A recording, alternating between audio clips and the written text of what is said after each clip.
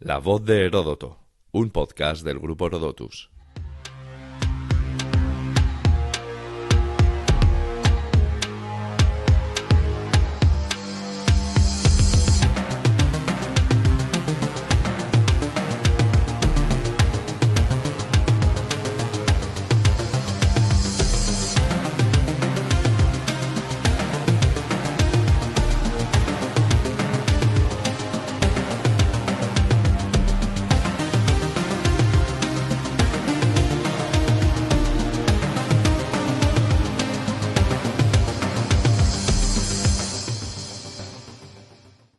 En la antigüedad, los matrimonios entre dinastías no eran simples uniones románticas, eran pactos políticos, garantes de paz y a veces detonantes de guerras.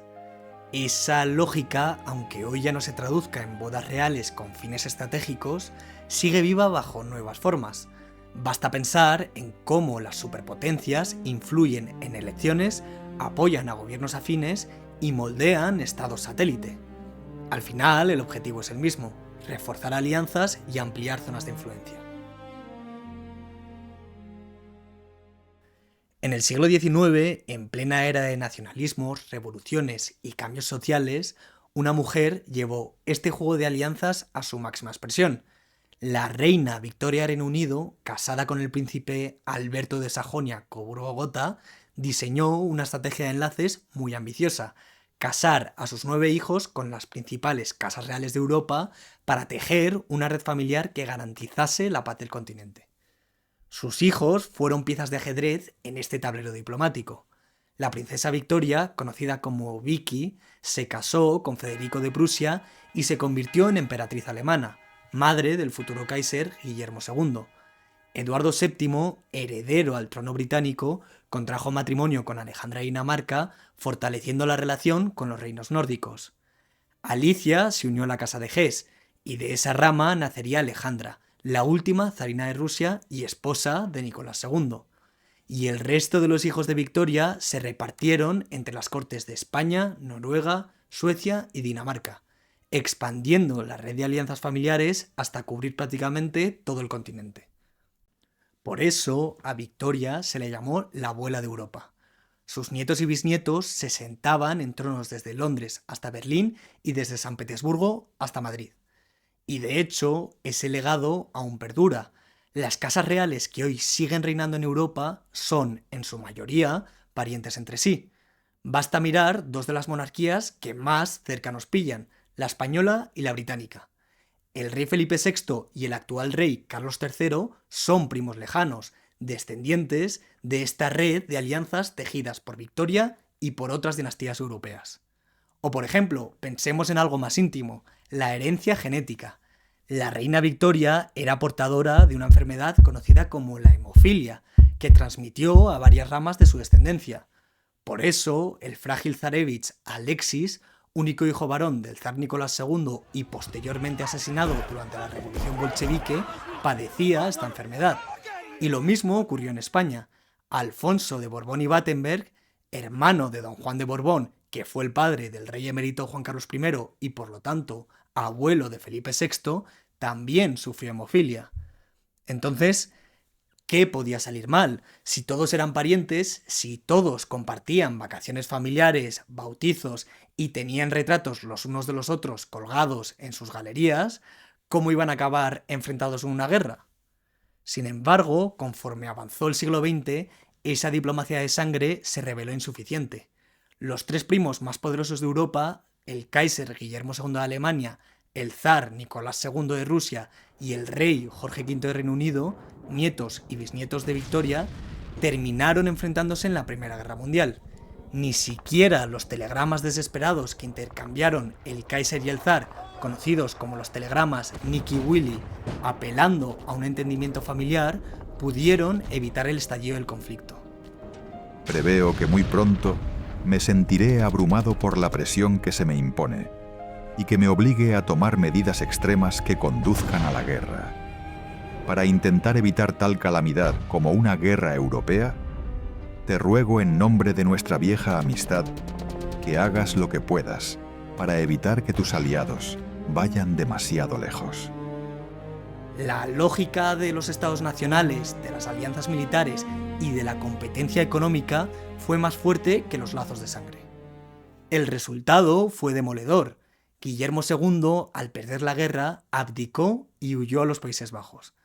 Nicolás II fue derrocado y ejecutado junto a su familia en 1918. Y Jorge V, para sobrevivir, tuvo que distanciarse de sus orígenes alemanes, cambiando el apellido de la dinastía de Sajonia-Coburgo-Gotha a Windsor y adaptando la monarquía británica a los nuevos tiempos. El gran proyecto diplomático de Victoria se derrumbó bajo el fuego de las trincheras. Hecha esta introducción, vamos a explorar más a fondo este fascinante entramado de alianzas familiares, tensiones políticas y ambiciones nacionales junto a Cristina Barreiro. Aquí, en La Voz de Heródoto, el espacio donde exploramos nuestra historia para entender el presente, defender la verdad y disfrutar del pasado.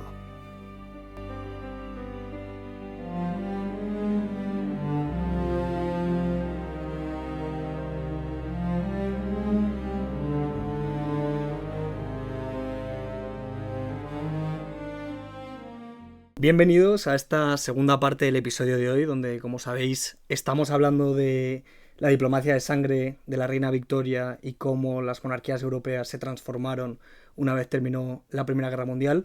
Y como no podía ser de otra manera, traemos a una experta en la materia para acompañarnos en este segundo tramo de episodio. En este caso tenemos a Cristina Barreiro, que nos ha acogido aquí en el CEU San Pablo, en su casa. Bienvenida, Cristina, muchísimas gracias por estar aquí con nosotros. Muchísimas gracias a vosotros, me encanta acompañaros con este proyecto tan extraordinario que tenéis y que es fenomenal para el aprendizaje de la historia y para la divulgación de la historia. Bueno, sois los invitados los que hacéis que este proyecto realmente sea extraordinario. Y nada, simplemente por introducirte un poco a nuestros invitados, Cristina es de Ferrol. Es profesora titular de Historia Contemporánea de España en esta casa, en el CEU San Pablo, como hemos dicho, además de ser directora de Humanidades en la universidad. Es doctora en periodismo, también por la Universidad de CEU San Pablo, y es especialista en el estudio de la prensa y la cultura política durante la Segunda República y el franquismo temprano. Hoy combina investigación con docencia y divulgación, ya que colabora en distintos medios y, de hecho, eres subdirectora de la revista Aportes, si no me equivoco, una revista de historia contemporánea. Por otro lado, tiene varias novelas en su haber. En primer lugar, esta publicación que tenemos aquí de Beatriz Sajonia-Coburgo, que nos ha firmado y por la que estamos muy agradecidos. También tiene una novela de las hijas de Isabel II y distintas publicaciones, entre las que destacan el carlismo y su red de prensa durante la Segunda República. No sé si me dejo algo, siempre tenéis currículums tan extensos que... Bueno, son obras algunas de divulgación, sobre todo esta última etapa me he dedicado más a la divulgación de los temas de los que hoy vamos a hablar, ¿no? De esa diplomacia de la sangre con consortes reales, y el grueso de mi carrera académica pues se ha dedicado, como bien has dicho, al estudio de la prensa en los años de la Segunda República y bueno, los primeros años 40 y hasta los 50 del régimen de Franco. Bueno, pues son estudios más académicos que bueno, exigen una, no voy a decir un estudio diferente, pero sí el planteamiento es distinto. La universidad, pues yo creo que tiene que conjugar la docencia y la investigación. Esos son libros de investigación académica, y luego tenemos, bueno, pues esta vertiente que puede parecer más divertida, pero no significa que no tenga también una parte de rigor histórico que bueno, pues no puede ser de otro modo, ¿no? Pues nada, ya saben nuestros oyentes qué libros comprar próximamente en sus librerías más cercanas. Y nada, si te parece, podemos ir empezando. En primer lugar, quería preguntarte, antes de empezar a hablar sobre qué es la diplomacia de sangre, ¿por qué a día de hoy se considera a la reina Victoria como una de las reinas más icónicas de las monarquías europeas? Sabemos que en parte es porque era la abuela de Europa, y es de lo que vamos a hablar sobre todo hoy, pero al margen de eso, ¿qué nos podrías decir de ella? ¿Por qué es tan relevante? Bueno, yo creo que hay bastantes cuestiones que marcan el reinado de la reina Victoria. Primero, la cantidad de años que ella está en el trono hasta su fallecimiento. Ella muere en ejercicio, ¿no? Siendo soberana en el año 1901. Después, el tiempo es una reina que no había nacido para ser reina, porque ella se convierte en soberana, bueno, pues por el fallecimiento del duque de Albany, de su padre, de sus tíos, y siendo muy joven se encuentra que ella va a ser la reina. Eso es algo que después también le va a ocurrir a su descendiente, la reina Isabel, ¿no? Y después yo creo que es icónica porque cubre un periodo de la historia que es muy representativo, no solo en el Reino Unido, sino también en el resto de Europa, ¿no? La monarquía que ella representa pasa primero por un periodo de profundísima industrialización en su país. Ahí, en esos años, va a tener el refuerzo, el respaldo del príncipe Alberto, de su marido, pero después hay otro periodo, ya una vez que ella es viuda, una vez que ella se rehace personalmente, en el que los conflictos de Europa vienen un poco de Europa y que también van a tocar a las Islas Británicas, vienen marcados a partir de los años 70, a partir de la guerra franco-prusiana, un poco el nuevo imperio alemán, ¿no? Esa etapa que abre el periodo de un nuevo imperialismo.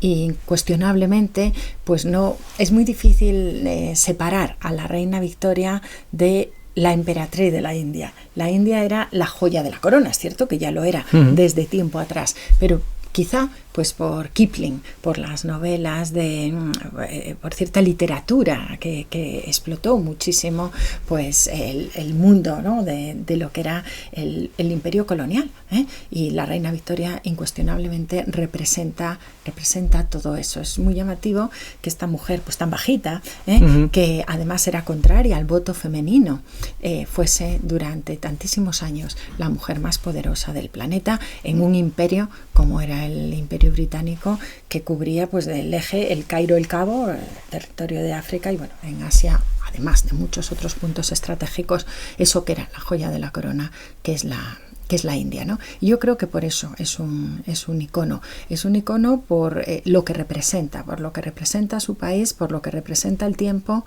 y su época, además, como bien decías, de esos nexos familiares que ella es capaz de establecer y de articular con las grandes dinastías europeas. Ella también lo es. Sí, no sé si está un poco romantizado, o sea, yo, para dar un poco de contexto también a nuestros oyentes, yo mi TFG lo enfoqué un poco en esta diplomacia de sangre cuando terminé Relaciones Internacionales, y yo no sé hasta qué punto está un poco romantizado que supuestamente la reina Victoria, después de un final del siglo XIX bastante movido, podríamos decir, empezó a hacer este mapping, podríamos decir, de enlaces matrimoniales entre sus descendientes, sus hijos y los principales líderes o monarcas europeos del momento, un poco para tener más facilidad para preservar la paz en el continente al ser gobernada únicamente por una familia. No sé tú cómo definirías la diplomacia de sangre, si crees que esta visión está totalmente romantizada o... Era algo consustancial al tiempo y a la época, porque la reina Victoria quizás es la más conocida, pero no es la única que lo hace. El caso de la dinastía danesa eran los auténticos abuelos y suegros de Europa, ¿no? Bueno, su hijo Eduardo VII se casa con una princesa danesa. Porque también fueron capaces de articular una red de contactos diplomáticos a través de los matrimonios de sus hijos y de sus hijas, y de crear nuevos reinos, como es el caso de, bueno, nuevos reinos. En Grecia colocar a uno de sus hijos, ¿no? A Jorge I. Entonces, quizá hay una visión romántica o directamente dirigida a la reina Victoria, pero ella no fue la única. Era la manera que había de utilizar la fuerza que tenía la monarquía en un sentido diplomático. La Casa Real Española, los Borbones en esos años, es verdad que estábamos un poco fuera de ese circuito europeo, ¿no? Teníamos muchos lazos y mucho parentesco, incluso de sangre, pero las monarquías que marcan un poco el rumbo, pues yo creo que son la danesa y, por supuesto, esos lazos de sangre que crea Victoria con su primer hijo, con su segundo hijo, Victoria, el duque de Edimburgo, con su hija Victoria, que la lleva al corazón de Europa, la lleva a esa Alemania recién unificada, en la que, bueno, después su nieto, que siempre advirtió una posición un poco hostil, ¿no? hacia todo lo que era la familia de su abuela, y coloca a otro de sus hijos, al duque de Edimburgo, al segundo, con una hija del zar. Es decir, que ya está abriendo esas posibilidades dinásticas para, bueno, a lo mejor favorecer, ¿no?, las relaciones diplomáticas, pero no creo que para evitar o para conseguir que una única familia se hiciesen con el mando dinástico. No olvidemos que el siglo XIX ya es un siglo de liberalismo, ya es un siglo en el que Europa, a veces a regañadientes en algunos puntos, ¿no?, pero ya se aceptan pues este tipo de monarquías más o menos liberales, en algunos momentos constitucionales, y aunque el caso de la monarquía parlamentaria británica fuera distinta, ¿no? Yo creo que hay un poco de todo. Ya que lo has mencionado, Guillermo II, el Kaiser de Alemania, hijo de Federico III y de Victoria, que es la hija mayor de la reina Victoria. Princesa real la llamaban. Es una persona clave en el comienzo de la Primera Guerra Mundial. Y quería preguntarte, al estar los tronos europeos dominados, podríamos decir, por una misma familia, por ejemplo, Alfonso XIII se casa con una nieta de la reina Victoria también, Victoria Eugenia, ¿no?, si no me equivoco, Ena, creo que le llamaban. Al estar todos los tronos europeos dominados por una misma familia, ¿qué influencia tenían esos traumas familiares? Porque al final todos podemos tener una familia desestructurada, podemos tener una familia que se han peleado entre ellos y que ya no se hablan. Entonces, al estar a merced de una misma familia a nivel europeo, ¿qué peso tienen esas disputas familiares internas de la familia en el desarrollo de la política exterior, por ejemplo, del Imperio Prusiano? Porque el caso de Guillermo II, que has mencionado, era una persona que creció totalmente traumada y a la sombra de su familia británica. Él primero tenía un brazo inhabilitado. Tiene una limitación de un brazo, y él culpó siempre a los médicos su madre. Ingleses, que su madre llamaba, para tratarle una rehabilitación muy dolorosa, ¿no? Y que la historia era que su madre no quería dar a luz con un médico prusiano, sino que quería dar a luz con un médico inglés, y supuestamente en ese tiempo de espera quizás se podría haber salvado el brazo. Pero bueno, al margen de eso, él también tenía una relación muy complicada, digamos, con Eduardo VII, que es el hijo mayor de la reina Victoria, y su tío y el siguiente rey de Inglaterra. De hecho, Guillermo II, por si los oyentes no lo saben, era el nieto mayor de la reina Victoria, y una vez muere es de los primeros en estar en su habitación con ella. Hay una fotografía que publican cuando muere la reina Victoria en el año 1901, y en esa fotografía se ve el cortejo fúnebre de la reina Victoria, y iba encabezado por su sucesor, es decir, por su hijo mayor, por Eduardo VII, y por su nieto mayor, que era Guillermo II, que ya llevaba muchos años en el trono prusiano como Kaiser. La personalidad de Guillermo II es complicada. Es un hombre que, primero, que le llega, que se convierte en emperador de manera muy rápida. Su padre apenas está 30 y poco días en el trono, porque tiene un cáncer de garganta y fallece muy, muy rápido. Después, su madre, Victoria, que era una mujer bastante autoritaria también, había sido creció muy influenciada por la figura de su padre, del príncipe Alberto. Y vamos a decir, esa influencia paterna no encajó bien en Guillermo. Guillermo, aunque él dice que no era militarista, él se definía como contrario al militarismo. Bueno, pues si trabajas un poco su biografía y sobre todo las acciones de gobierno, te llevan a pensar lo contrario. También hay muchas fotos suyas en el Palacio de Buckingham, en Windsor, en Escocia, ¿no?, cuando iba a visitar a su abuela, que iba a visitarla muchas veces. Pero ¿con su abuela qué tal era su relación? Con la abuela era cordial, y la reina Victoria, todos los testimonios dicen que era una mujer relativamente cordial, más con sus nietos que con sus hijos, pero eso suele pasar muchas veces en la vida también, ¿no? Pero el Guillermo iba mucho de niño, de hecho iban a las regatas con sus primos, y hace esa vida cortesana, ¿no? Pero bueno, yo creo que hay unas cuestiones políticas, unas tensiones, unas rivalidades contextuales a ese periodo del imperialismo al que me he referido, ¿no? Ten en cuenta que Alemania no tiene imperio colonial. El propio Bismarck, el motivo de la destitución de Bismarck es que entendían de manera distinta cómo debía de ser Alemania. Mientras Bismarck concentra todo en lo que es la idea de una Alemania integrada dentro del territorio europeo, Guillermo II ya discrepa, ¿no? Y quiere hacer un poco más la competencia incluso a su abuela. Y ahí, bueno, pues hay esos elementos de choque de dónde colocar los excedentes de producción, las tensiones incuestionablemente que hay con Francia también, ¿no? Esa crisis de Marruecos del año 9 y del año 11 también. Bueno, todo eso influye y es verdad que bueno, políticamente podemos ver muchas cosas como un enfrentamiento, pero es muy curioso. Yo he tenido la suerte de acceder, aparte de estas correspondencias, cartas privadas entre abuelos, nietos, madres, hijos, y el trato siempre es muy afectivo y muy cercano además, ¿no?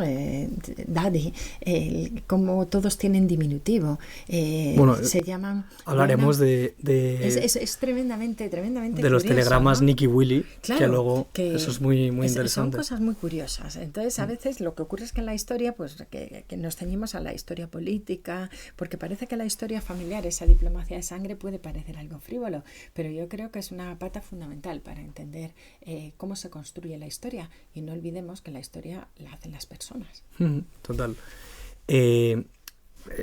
Siguiendo un poco con esto de la diplomacia de sangre y esto que has mencionado de el afecto con el que se trataban a través de cartas y demás, una vez comienza la Primera Guerra Mundial, podríamos decir que 3 de los protagonistas son Inglaterra, donde el rey era Jorge V, Rusia, donde el zar era Nicolás II. De hecho, si algún oyente no lo ha visto, os recomiendo que busquéis la foto de Jorge V con Nicolás II y ver lo que se parecían, porque es bastante impactante. Son iguales. Son iguales. Se parecen muchísimo. Y luego el imperio, bueno, Prusia, que donde Guillermo II era el Kaiser.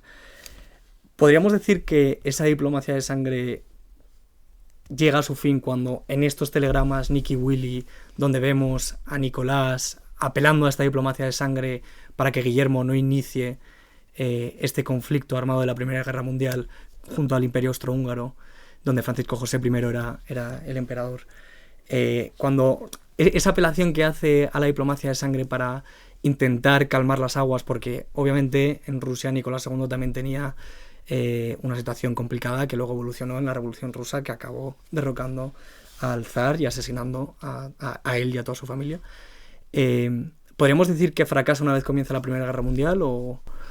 Es que con la Primera Guerra Mundial termina el mundo de los imperios. Y el mundo de los imperios quizá lo asociamos también de manera muy romántica a ese mundo palaciego, ¿no? A esa, bueno, pues claramente a la diplomacia de sangre. Pero mira, en esto que me estás comentando hay muchas curiosidades. Por ejemplo, Nicolás II. Nicolás II está casado también con una reina, con una nieta de la reina Victoria, Alix de Hesse. Alejandra Romanova, Alix de Hesse, que es alemana de origen. Entonces, aquí el problema, aparte de los problemas internos que tenía Rusia, y muchos desde el año, bueno, iba a decir desde la Revolución del 5, desde muchísimo antes, porque ya desde Alejandro II los problemas en el imperio de los zares, en el imperio Romanov, son enormes, ¿no? Pero el pueblo ruso siente una animadversión absoluta por la zarina, porque es alemana. Eso es un elemento fundamental, ¿no? Después, la debilidad de carácter de Nicolás II. Nicolás II no quería ser zar. Él le hubiera gustado ser un campesino ruso. Y de hecho, la manera que más le gustaba de vestirse y de estar con sus hijas. Era una persona muy familiar. Era una persona súper familiar. Así, bueno, yo creo que los grandes libros, Las hijas del zar, que se han escrito, bueno, aparte de las grandes historias, ¿no?, de la Revolución, Orlando Figes y demás, inciden en ese carácter de Nicolás II, pero ella no. Alejandra era una mujer muy seria de carácter, muy distante, pero ahí vamos a los detalles personales. Ella tenía un problema de espalda tremendo y no podía permanecer de pie en las recepciones. Entonces, o no iba o se sentaba, lo cual la hacía todavía más distante. no voy a decir el pueblo ruso, porque el pueblo ruso adoraba a su zar. Quien no adoraba tanto al zar, esa nueva sociedad que se estaba gestando en torno a ciudades como San Petersburgo, que están influenciadas por una serie de movimientos ideológicos, políticos. Bueno, en el mundo ruso hay un componente de corte anarquista también importante, ¿no? Pero Nicolás era querido, llamaban babushka, ¿no? Padrecito, como luego llamaron a Stalin también, ¿no? Padrecito. Ella no, ¿eh?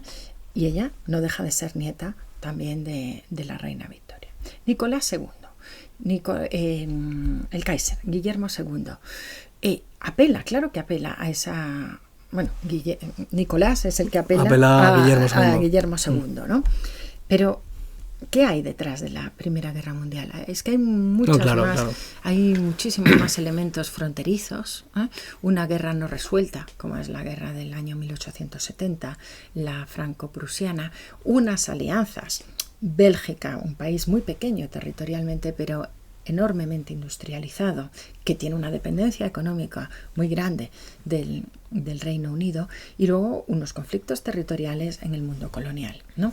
Por lo tanto, puede haber algo de eso que estás indicando, pero yo sobre todo entiendo la Primera Guerra Mundial como el final de un tiempo, el final, ¿no?, de los imperios. Y luego está la propia personalidad y los problemas que tenía el Imperio Austrohúngaro, que eran pues un imperio con un problema de nacionalidades enorme, porque estaba pues esa vertiente que pensaba que había que de alguna manera descentralizar el imperio, ¿no?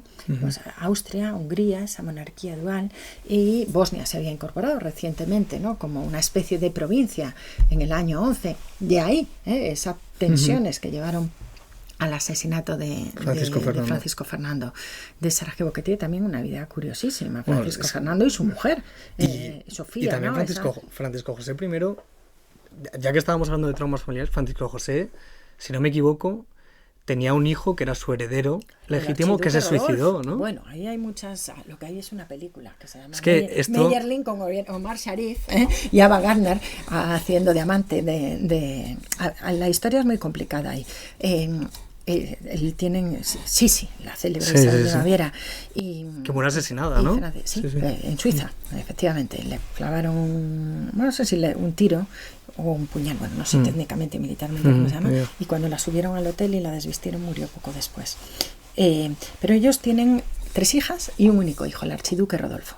El archiduque Rodolfo tenía un concepto político diferente al que tenía su padre. Era precisamente más partidario de esa descentralización de lo que era el imperio, ¿no? Y porque claro, ¿qué es el Imperio Austrohúngaro? El Imperio Austrohúngaro es un crisol de culturas, de nacionalidades, porque integraba muchísimas cosas, no solo el pueblo magiar, sino que también hay una herencia de lo que había sido el Imperio Otomano. Es que era muy complicado integrar eso. Entonces, el archiduque Rodolfo era partidario de una política distinta al imperio, ¿no?, de su padre. Él llevaba una muy mala vida, una vida... hoy diríamos de perdición, ¿no? y tenía él, aunque estaba casado, y tenía una hija, pero él tenía una relación con una señora, y aparecieron asesinados en Meyerling, en un pabellón de caza. Hay quien dice que fue un asesinato, yo creo, aparecieron asesinados en Meyerling, y bueno, hay quien dice que fue un asesinato precisamente por la manera que tenían diferente de entender el modelo del imperio. Pero bueno, esto es historia ficción. Lo que siempre hemos sabido es que el archiduque Rodolfo muere y se plantea un gran problema de sucesión, porque entre los Habsburgo hay ley sálica y por lo tanto había que ir a una línea colateral que era la del hijo de uno de los hermanos del menos conocido de los hermanos, con el que tenía una mala relación. Una mala relación. Sin embargo, el archiduque Francisco Fernando fue un hombre muy viajero, muy preparado, con una formación intelectual enorme, que vivía en un palacio precioso que está muy cerquita de Praga. Entonces eso también integraba, ¿no?, parte del imperio, y que había tenido en su caso ninguna diplomacia de sangre, porque su matrimonio había sido morganático, y precisamente esa unión había puesto en peligro la sucesión al imperio, que ya tras la muerte del archiduque Rodolfo ya era complicada. Se casó con Sofía Choquech, que era una... Bueno, medio noble y aristócrata no es exactamente lo mismo. Ella había sido, y eso nos une a la historia, a los españoles, dama de corte de María Cristina de Habsburgo, cuando era niña, cuando era jovencita. Y ahí la conoció, en casa de María Cristina de niña, ¿no? En casa de su padre. María Cristina es hija de un segundo matrimonio de su madre. Y él se enamora, se quieren casar, pero como ella no pertenece al círculo de casas reinantes que exigían los Habsburgo, hay mucho problema. Al final le autorizan con una condición, que los hijos de ese matrimonio, y tuvieron 3, nunca heredarían el imperio. Por lo tanto, el problema era mayor, porque el archiduque Francisco Fernando podría ser sucesor, no llega a serlo por los trágicos asesinatos de Sarajevo, pero esos 3 hijos estaban fuera de la sucesión. Qué curioso. Bueno, estamos hablando de la reina Victoria y hemos terminado hablando del asesinato de Sarajevo. Total. Pero es que la historia tiras de un hilo y te salen todas estas cosas, porque como bien dices, que es lo que nos une y nos trae hoy aquí, todos son familia y todos están relacionados. Claro, no, y ya que hemos hablado del asesinato de Sarajevo y del comienzo de la Primera Guerra Mundial, bueno, una vez finaliza, no vamos a entrar en todo el conflicto. Es verdad que podríamos hacer otro podcast de las verdaderas causas de la Primera Guerra Mundial, porque es muy simplista decir que fue el asesinato de que Francisco Fernando lo que provocó. Eso es además hay una curiosidad, que es que cuando asesinan al archiduque, la prensa le da una importancia secundaria. Eso se entendió como un episodio más, como un asesinato más en el avispero en el que se habían convertido los Balcanes. Y los asesinatos políticos o de la realeza de este tipo no son infrecuentes. Humberto, el rey de Italia, había muerto asesinado en Monza a principios del siglo XX. Acabamos de hablar de Isabel de Baviera. Los zares sufrían atentados por doquier. El gran duque Sergio Romanov en el año 1905 saliendo de Moscú. Es decir, que esto era el clima... diario, pero estaba ahí, ¿no? Los Balcanes eran un auténtico polvorín. El enfermo de Europa, ese imperio otomano, está en una posición muy complicada porque ha perdido muchísima influencia en el Mediterráneo. Y el juego de alianza Rusia que es una herencia de los sistemas bismarckianos. Yo recuerdo cuando estudiábamos esos temas que era un rollazo, ¿no? Decías, qué rollo los sistemas bismarckianos, pero es que te ayudan a entender el comienzo de las verdaderas causas de la Primera Guerra Mundial. Nuestro profesor de historia del colegio, me acuerdo que siempre decía eso. Cuando empezábamos a estudiar Bismarck, decía, aquí empiezan las causas de la Primera Guerra Mundial, con todo lo que vamos a contar ahora. La Alsacia, la Lorena, la Guerra del 70... Bueno, yo creo que al final Bismarck lo que intentó era aislar a Francia y que Inglaterra no se meta, ¿no? Cuando se mete Inglaterra, no se aísla Francia y el frente oriental, vamos a decir, tiene todavía más complicaciones, pues eso que no fue la causa de la guerra, fue el detonante para que empezasen a caer las piezas del dominó, como Castillo de Naipes y todo se fue al garete. Pero la curiosidad es esa, ¿no? Que la prensa lo trata, ha sido asesinado, sí, y ponen una fotografía, pero pasó como algo, no voy a decir desapercibido, pero no se le dio la importancia de lo que podía suponer, ¿no? Ese asesinato en términos políticos.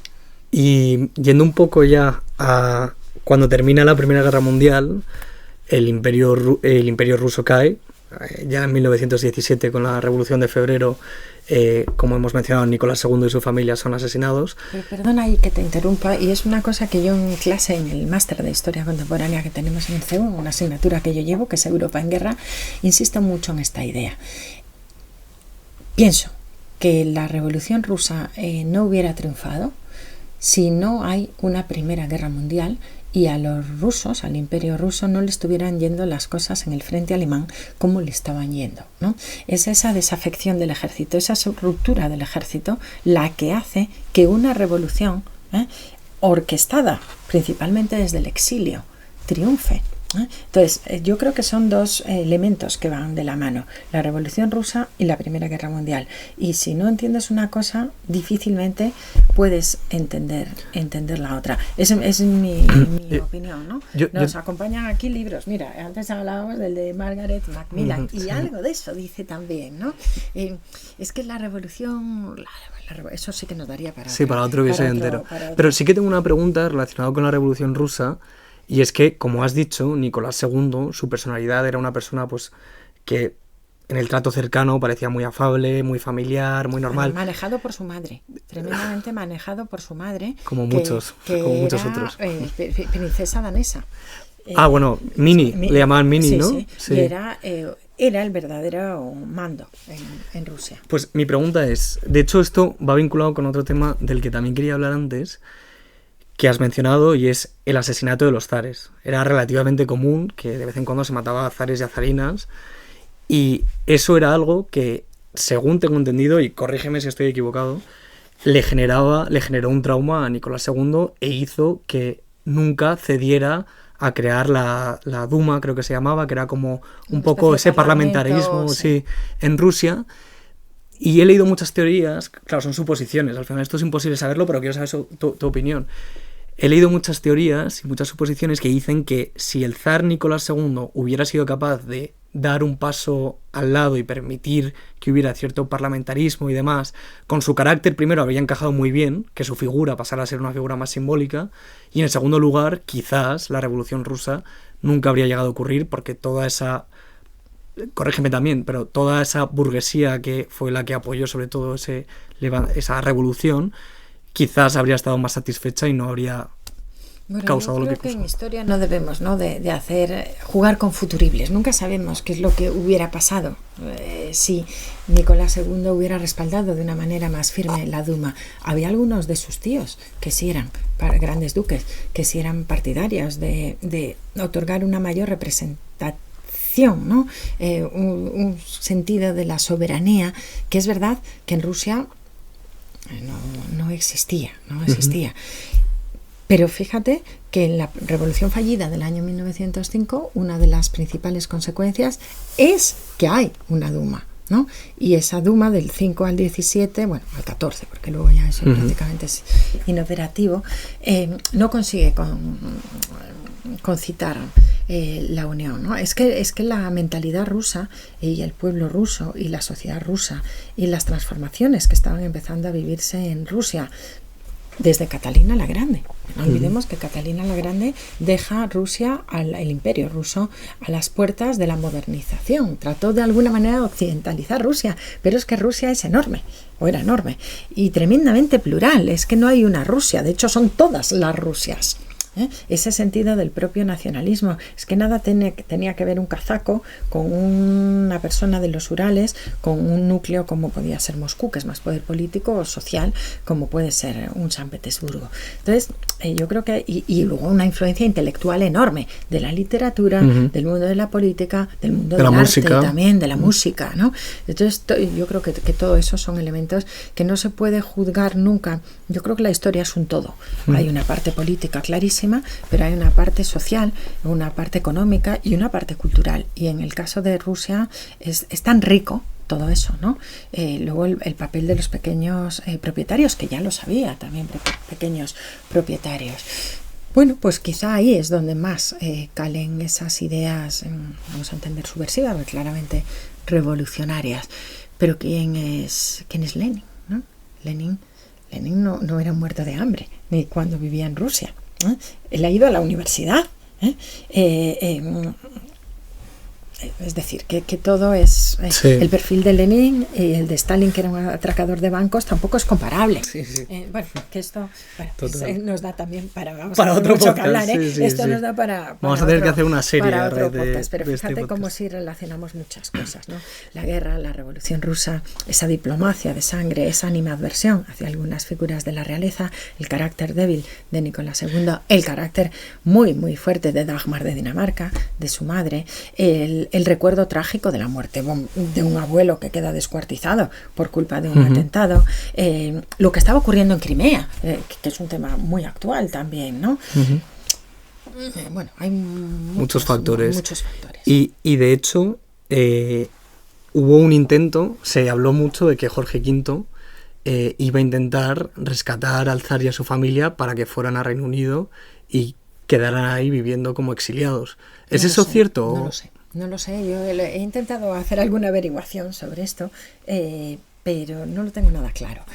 Yo creo que quien mejor nos portamos con Nicolás II, con su familia, fuimos los españoles, a través de los intentos, luego infructuosos, pero de nuestro rey, de Alfonso XIII y de Victoria Eugenia, ¿no? En parte a través de esa oficina que tenía Alfonso, en parte de algún intento de negociación, los entonces jefes de gobierno, como estaban entonces en esos años, bueno, Antonio Maura fue jefe de gobierno en el año 17, Eduardo Dato también presidió otro gobierno, los daneses, incuestionablemente, él era nieto también, ¿no?, de los reyes de Dinamarca, la zarina madre era princesa danesa, de hecho la zarina madre sí sale, lo hace a través de Crimea con las dos hermanas de Nicolás II. Y la posición de Jorge V, yo creo que a título personal sí lo intenta. Ellos dos eran muy amigos, veraneaban todos los veranos juntos, eran muy amigos. Él lo intenta y lo intenta de verdad. ¿Qué ocurre? Que cómo casar la monarquía británica con un régimen que seguía siendo la última autocracia europea. Eso era difícil y eso el gobierno en ese momento, en el contexto de la Primera Guerra Mundial, no podía encajar. Después, con un levantamiento, por miedo a un levantamiento del proletariado, quizás. ¿O? No, el proletariado no creo que se hubiera... pero el Partido Liberal empezaba... El Partido Laborista es posterior, ¿no? Pero empieza por ahí. Y después hay un tema personal también, ¿no? Que Jorge V era un hombre súper meticuloso y miraba mucho las cuentas. Y él lo que quiso hacer, fue un problema de tiempo, es, bueno, ¿cuánto nos va a costar tener aquí a esta familia? Y entre que se miraron, se aprobaron y se dejaron de ver los presupuestos, ya los habían fulminado. Ya no hubo mayor opción. Yo creo que todo ese estudio de qué pasó va a cambiar, ¿no? Porque desde que se abrieron los archivos y demás, bueno, yo creo que hay investigaciones serias en curso, en concreto una tesis doctoral en el CEU, que es sobre el zar, dices, precisamente sobre las relaciones del zar con su madre y cómo en Nicolás II influyen precisamente todos esos elementos y toda esa vida cosmopolita y el eclecticismo familiar, ¿no? Y yo creo que eso nos va a llevar a desvelar algunas de las claves de ayudaron o no ayudaron, quisieron o se lavaron las manos en la vida de Nicolás II, que yo creo que ni ellos mismos sabían que les iban a matar, que podía ser esto así. Ya. Qué curioso, porque, bueno, no sé, me parece muy curioso, pero por no desviarme más del tema, uno de los grandes logros que se le atribuyen a Jorge V es que supo leer muy bien la situación de su país, de su imperio, una vez comienza la Primera Guerra Mundial, y fue el primero en convertirse en una monarquía moderna más similar a las que conocemos hoy. Por cierto, Jorge V, que puede sonar muy lejano, era abuelo de Isabel II. De la reina Isabel II, que falleció hace 3 años. Pero bueno, continuando con ello, siempre que se habla de que modernizó a la familia real británica, se dice que es porque cambió el apellido, porque antes ellos eran la familia Sajonia-Coburgo y Gotha, pero una vez... Son alemanes. En mitad, justo eran todos alemanes, y una vez empieza la Primera Guerra Mundial, y creo que es en 1917, o justo cuando termina, decide cambiar el nombre de la familia real a la familia Windsor 16, por el 16. Mira. A los Windsor, es que un pueblo en armas batiéndose en las trincheras. Claro, y estás reinado por un alemán. Por un alemán, eso era una cosa que era un poder blando muy malo, ¿no? Sí. Entonces había que... Bueno, yo creo que eso fue una gran operación de maquillaje, pues sí, de maquillaje dinástico, y convertirlo en Windsor, ¿no? Como ese palacio que daba nombre, ¿no? Bueno, que tanto identificamos con él, pero son alemanes. Justo. Y no solo son los Windsor, son los Battenberg, que son Mountbatten, son muchas cosas que te llevan a ver cómo tú no podías tener a los soldados batiéndose en las trincheras por tu rey, cuando tu rey era alemán. Total.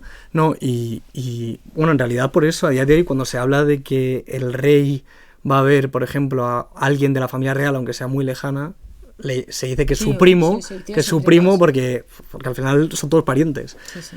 Pero bueno, volviendo al tema, ¿qué hizo Jorge V para que la monarquía británica sobreviviera y se convirtiera en ese ejemplo de monarquía parlamentaria más similar a las que conocemos hoy? Bueno, y él lo arrastra, él no es el primer dinamizador de la monarquía, ¿no? Su abuela ya lo había hecho, la reina Victoria, su padre menos.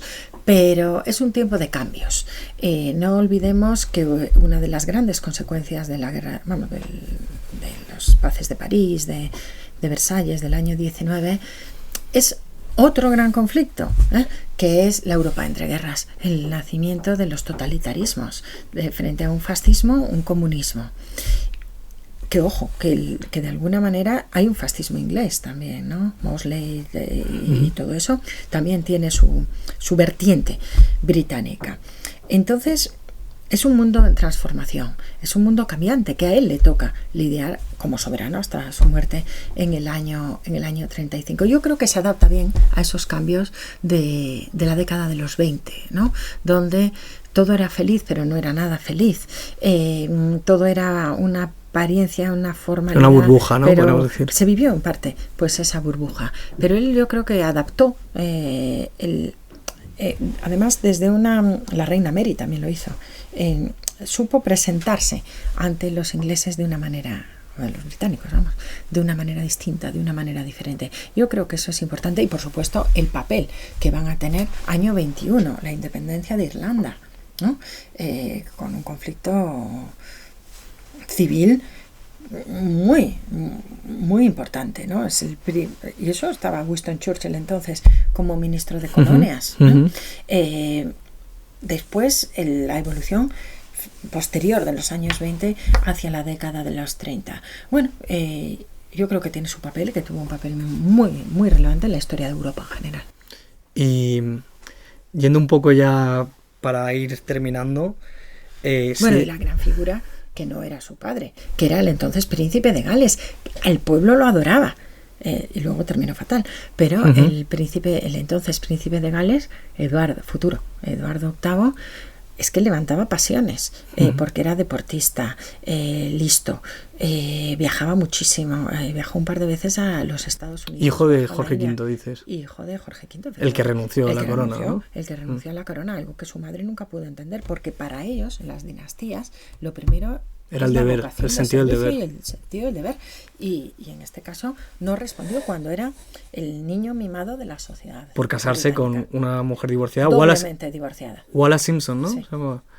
Y bueno, de hecho, por eso antes, al principio del podcast, has mencionado que Isabel II fue reina por casualidad, porque a ella no le tocaba. A mí me gustaría escribir un libro que se llamase así, Reinas por casualidad. Oye, pues estaría bien. Y podría tener mucho tirón, tenemos muchas.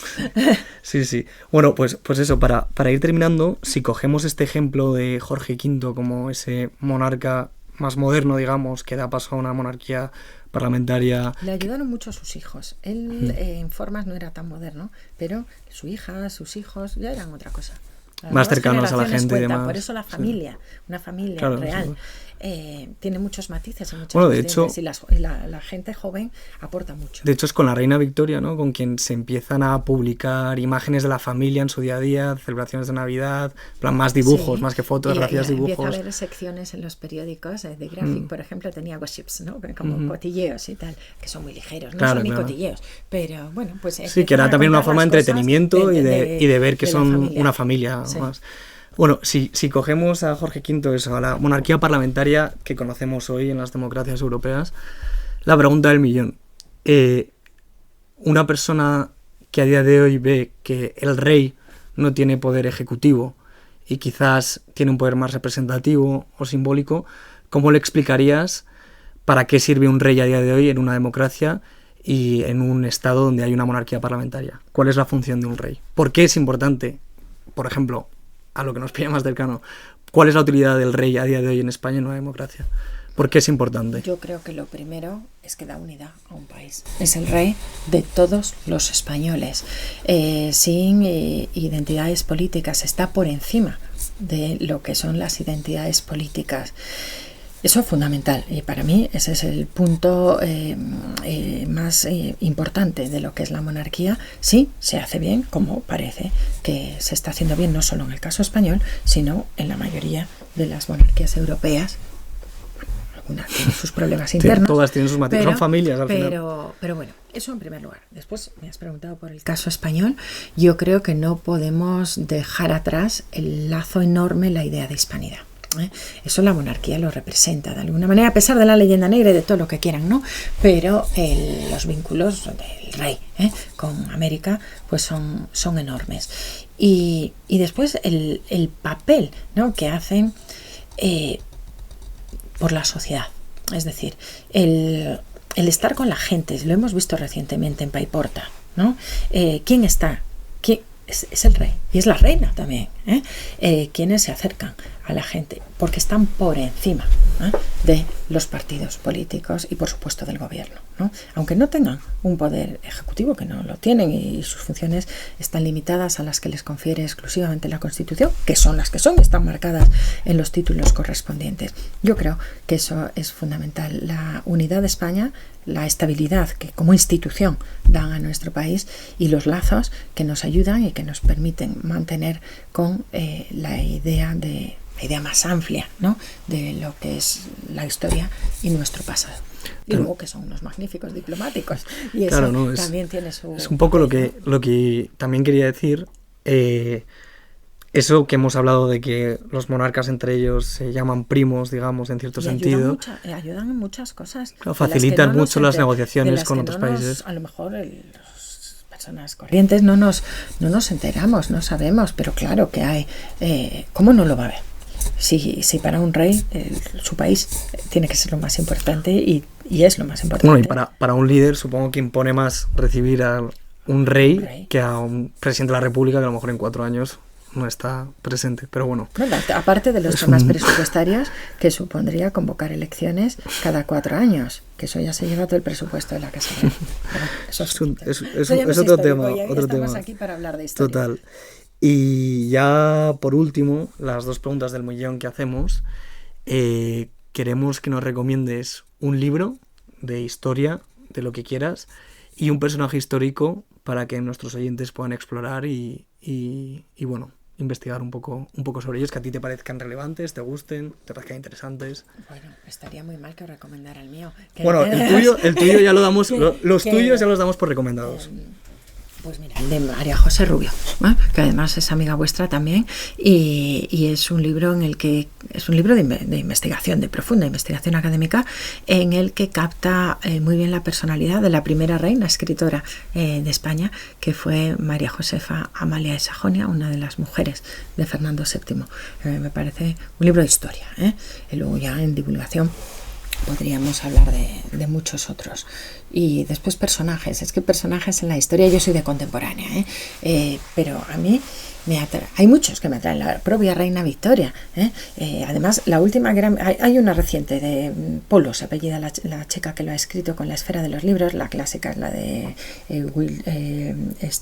Stylon, que tiene más años que Stretch, perdón, que tiene muchísimos años, la reina Victoria.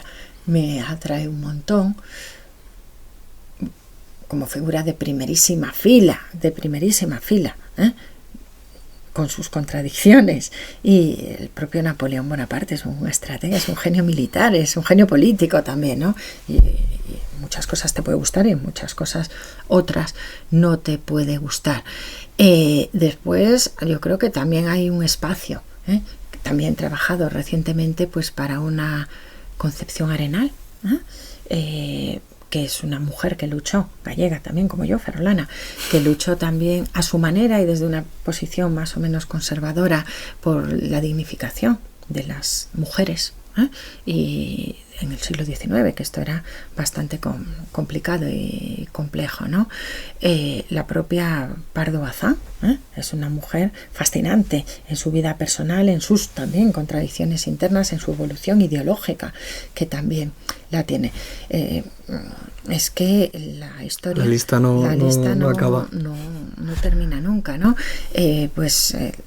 Por ejemplo, Constancia de la Mora es una nieta de Antonio Maura que llega a ser jefa jefa de propaganda republicana en la guerra civil. A ver cómo entendemos eso, ¿no? Pues tiene otra vida enorme, desde la aristocracia de su juventud y esa vida en la España todavía de la Restauración, de Alfonso XIII, afiliarse en el Partido Comunista, casarse con Hidalgo de Cisneros, el jefe de la aviación republicana, luego los exilios. Bueno, ahí hay personajes mayores, personajes menores, pero la historia pues nos permite conocernos mejor, y eso es el sentido que tiene la historia, ver cómo se ha llegado a los puntos. Y yo vuelvo a utilizar esa frase, que es que la historia la hacen las personas, y por lo tanto la biografía, que durante muchos años fue un género denostado, yo creo que hay que darle el valor que necesita. Por eso esa pregunta última y comprometida que hacéis del libro y del personaje, pues siempre, bueno, pues es importante. Es muy amplia. Pues nada, Cristina, oye, muchísimas gracias por tu tiempo. Espero que hayas disfrutado tanto como nosotros. Y también se aprende mucho viendo todo lo que hacéis. Gracias. Y nada, ya sabes que esta es tu casa cuando quieras y repetimos cuando te apetezca. Y nada, muchísimas gracias, y a nuestros oyentes nos vemos en el próximo episodio. Muchas gracias a vosotros también. Gracias. La voz de Heródoto, un podcast del Grupo Herodotus.